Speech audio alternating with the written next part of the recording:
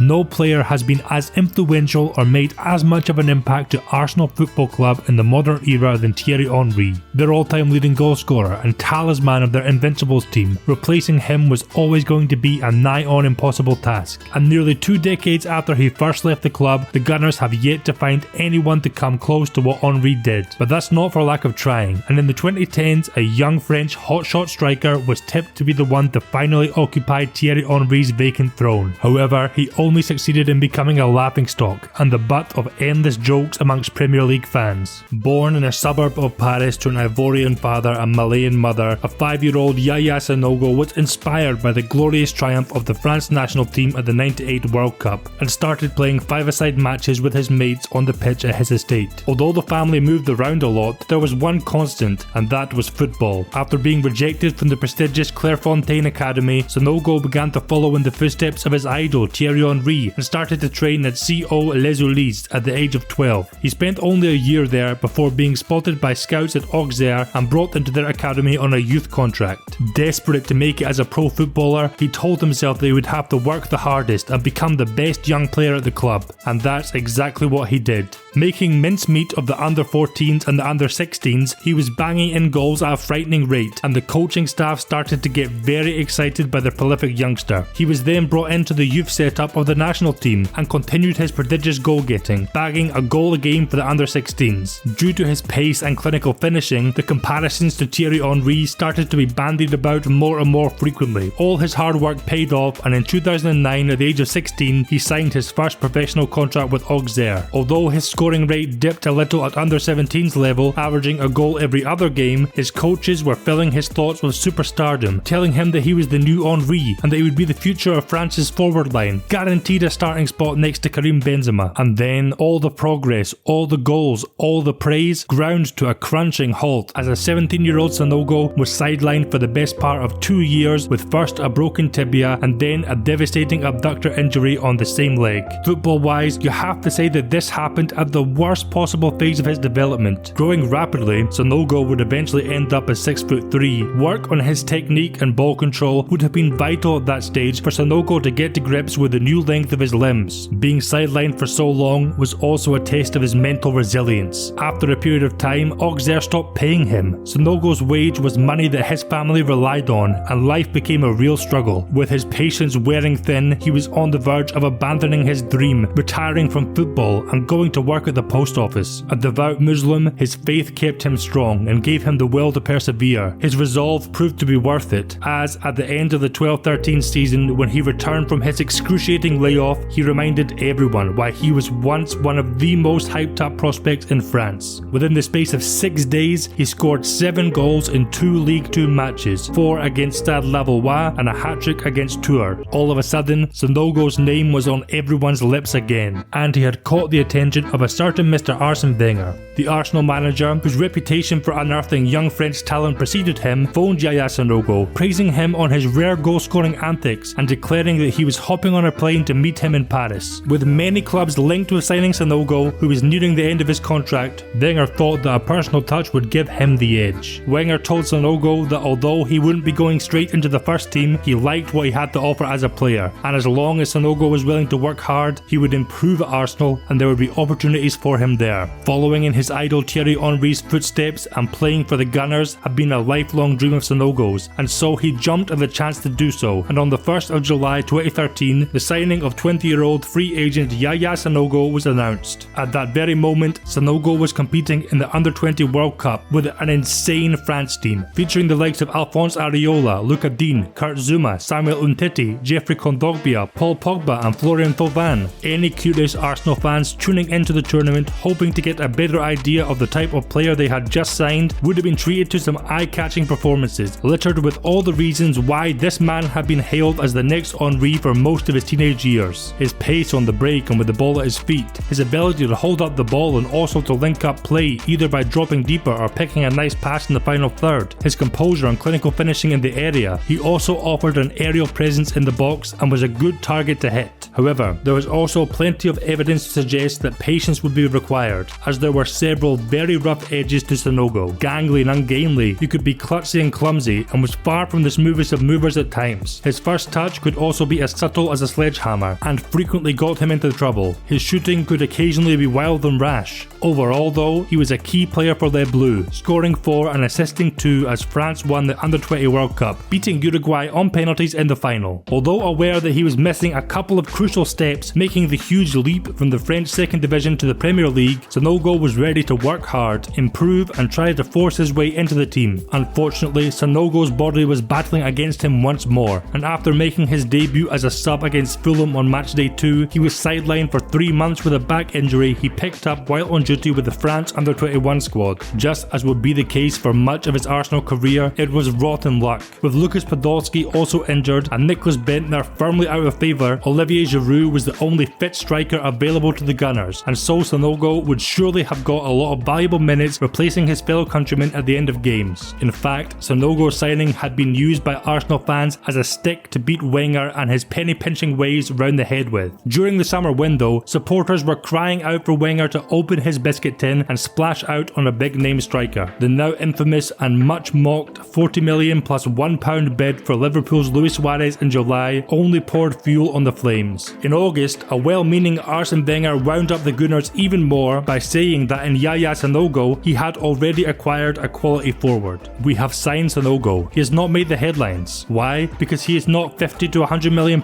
but I'm quite confident he will be making headlines soon on the pitch, and that for me is the most important. If you say we are under pressure to spend money, then yes we are, but I feel more under pressure to spend money in the right way. That's what I will try to do. Sanogo will surprise you because your expectation does not look as if it's really high. He will not surprise me because my expectation level is very high. He is a top class striker. When Arsenal lost their first league game of the season to Aston Villa 3-1, boos rang out around the Emirates. Although the club record signing of Mesut Ozil in the final weeks of the window went some way to placating the fans, the fact that Sanogo wasn't even available when they needed him to be added insult to the growing list of injuries. The fans had been promised a Luis Suarez or a Gonzalo Higuain, and what they got was an unfit Yaya Sanogo. This is our summer buy, Yaya Sanogo.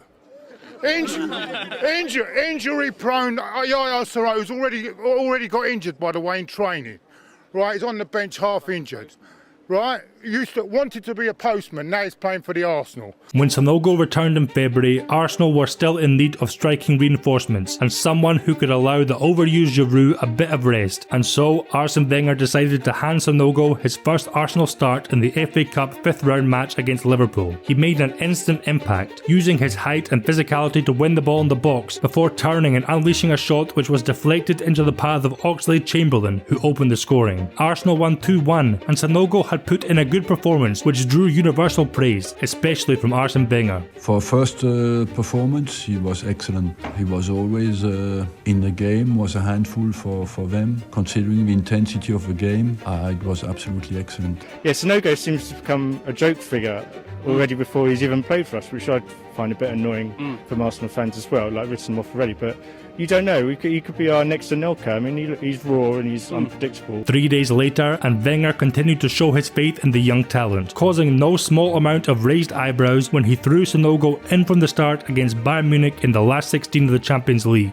He was again lively and came close to opening the scoring, but was denied by a nice reflex save from Neuer. He was causing Bayern some problems until just before half-time when Arsenal were reduced to 10 men after Szczesny was sent off. Although Sanogo put a shift in on his own up front, there was little he could do and Arsenal lost 2-0. Despite using Sanogo exclusively as a sub in the Premier League, Wenger continued to put his faith in him for the FA Cup. He started and played well in the 4-1 quarter-final win over Everton. He was again chosen as the lone striker ahead of Olivier Giroud for the semi against Wigan. The Latics proved to be stubborn opposition and were on track to cause a major upset when they took the lead after the hour mark. With less than 10 minutes left, Sanogo nicely took control of the ball in the box and laid it off for Oxlade-Chamberlain, who swung in a lovely cross for Per Mertesacker to equalise. In extra time, Sanogo kept getting himself into nice positions and had a few decent opportunities to become the hero, but unfortunately it just did not happen. Fabianski was the legend of the shootout, saving 2 Wigan spot kicks as the Gunners advanced to the final. Apparently full of confidence, before he or his teammates had even played the final against Hull, Sanogo published a tweet mocking Jose Mourinho, who had branded Arsene Wenger a specialist in failure earlier that season. It was was a bold move that could turn out to be either a legendary bit of banter for the fans or backfire spectacularly. And on the day of the final, it looked like the latter scenario would play out. Benched in favour of Giroud, Sanogo could only watch on in horror as his team sensationally fell 2 goals behind within 10 minutes. It could have been much worse if it had not been for Kieran Gibbs' goal line clearance. Although Santi Cazorla pulled one back, Arsenal were labouring a bit and lacking a spark. What they needed was a hurricane of unpredictability, and so on the hour mark, Wenger looked to his agent of chaos to turn things around. And to this day, there is a die-hard selection of Arsenal fans who are convinced that Sanogo's introduction won them that match, and he instantly offered something different, and Hull really struggled to get a handle on him. Indeed, it was his attempted back heel which incorrectly won a corner for his side, from which Koscielny scored the equaliser. 7 minutes later, and his persistence and determination almost provided the winner, but Kieran Gibbs blasted a golden chance over the bar. In extra time, Arsenal pushed hard for a winner, and Sanogo was at the heart of everything going forward. Only a little bit of quality in his final touch or final ball was missing, but he kept going, and his trademark charging about like a bull in a china shop in the penalty area once again made things happen, and led to Aaron Ramsey smashing home the decisive goal. So, although Sanogo had played a key part in Arsenal's cup run that season, and was debatably instrumental in helping them end a 9-year trophy drought, he had not found the back of the net in 15 outings that season. Granted, the majority of them were from the bench, but if anyone at the Emirates was in need of a goal to kickstart their Arsenal career and fill them with confidence, then it was Yaya Sanogo. In pre-season, Sanogo did manage to show that he still knew where the back of the net was, scoring 4 goals in one game against Benfica in the Emirates Cup, a friendly tournament. It wasn't just his goals, which were proper striker's goals, but his overall play that was encouraging. He really looked to have worked hard during the summer and looked a bit smoother on the ball, a bit stronger and more sure on his feet, and generally just a little bit less raw than he had the previous season. However, in classic Sanogo fashion, he still managed to make himself a subject of ridicule from some with his interesting dancing celebration. Not only that, but Sanogo, who looked like he was going to trip over his feet most of the time when he was dribbling, managed to fall on his face celebrating his 4th goal. Still, he would have got a great boost from that match, and he would have been lifted further, not only by Wenger starting him in the Community Shield against Man City, but by the solid performance he put in, having a hand in 2 of his team's goals. Unfortunately, he was just unable to find the net himself. With Giroud not fully fit, Sanogo was handed his first Premier League start against Crystal Palace on the opening weekend of the season. In that match, he continued to show that he was really rather handy in the build-up and at creating chances, but all too often frustratingly poor at finishing them off. Arsene Wenger continued to speak positively about Sanogo, and it seemed he planned to patiently develop the player with continued cameos in the league and starts in cup competitions. Once again though, he could not catch a break from his own body and was sidelined again, first by an infection in his wisdom teeth, then a pulled hamstring. When he returned in November, summer arrival Danny Welbeck was unavailable, and so Wenger pulled one of his classics and threw Sanogo in from the start of an important Champions League game with Dortmund, and it instantly paid off in a major way, as after 2 minutes, Sanogo showed himself to be one of the most confusingly frustrating players in recent memory, scoring a lovely goal which was straight out of the Thierry Henry playbook. This sent them on their way to a 2-0 victory which saw them qualify for the knockout stages, and have fans asking why couldn't Sanogo do that more regularly. See this guy here?